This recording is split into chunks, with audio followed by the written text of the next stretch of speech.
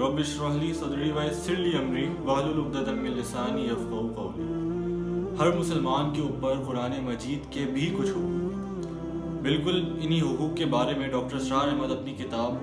مسلمانوں پر قرآن مجید کے حقوق میں کہتے ہیں کہ ہر مسلمان کے اوپر قرآن مجید کے 5 حقوق ہیں، جن میں سے پہلا حق یہ ہے کہ اس کو مانا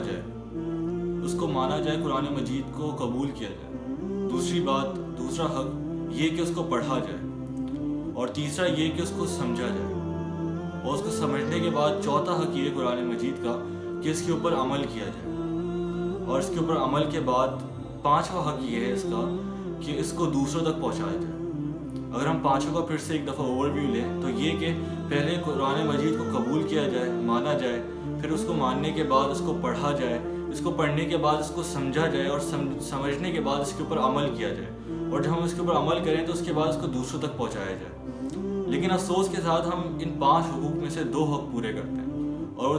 2 یہ کہ ہم اس کو مانتے ہیں، ہم قرآن مجید کو ہم سب مانتے ہیں، ہم سب مسلمان، ہمارے ایمان کا حصہ ہے یہ، اور دوسرا یہ کہ ہم اس کو پڑھتے ہیں، اور وہ بھی حق ہم صحیح سے ادا نہیں کرتے۔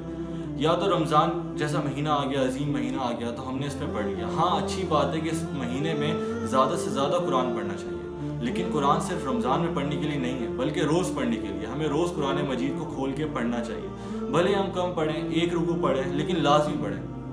قرآن مجید کو پڑھیں،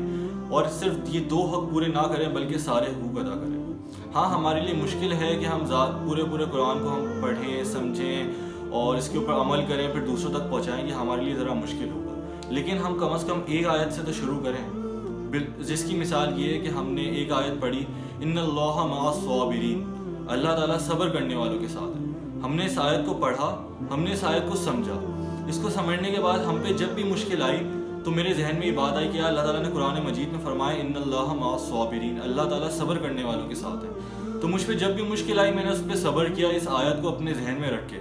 تو میں نے کیا کیا، اس کے 4 حقوق میں نے ادا کر دیے۔ پہلا تو میں نے اس کو سمجھا، اس کو مانا، اس کو پڑھا، اس کو سمجھا، اور اس کے اوپر عمل کیا۔ اب 5واں جب میں نے کسی کو مشکل میں دیکھا تو اس کو میں نے سمجھایا، دیکھو یار اللہ تعالیٰ فرماتے ہیں کہ ان اللہ مع الصابرین، اللہ تعالیٰ صبر کرنے والوں کے ساتھ ہیں، تو تم مشکل میں ہو لیکن اس مشکل کے اندر تم صبر کرو، بے شک اللہ تعالیٰ صبر کرنے والوں کے ساتھ ہیں۔ تو میں نے کیا کیا، میں نے اس کا 5واں حق بھی پورا کر دیا۔ تو اس طرح سے ہم قرآن مجید کو دوسروں تک بھی پہنچائیں، اس کو خود بھی پڑھیں، عمل کریں، سمجھیں، ہم اس کے سارے حقوق کے اوپر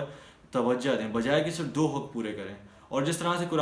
رمضان کریم جیسا مبارک مہینہ آ رہا ہے تو ہم اس کے اندر کوشش کریں کہ زیادہ سے زیادہ اس کے حقوق کے اوپر اس کی حقوق کی ادائیگی کریں۔ جزاک اللہ خیراً، اللہ حافظ۔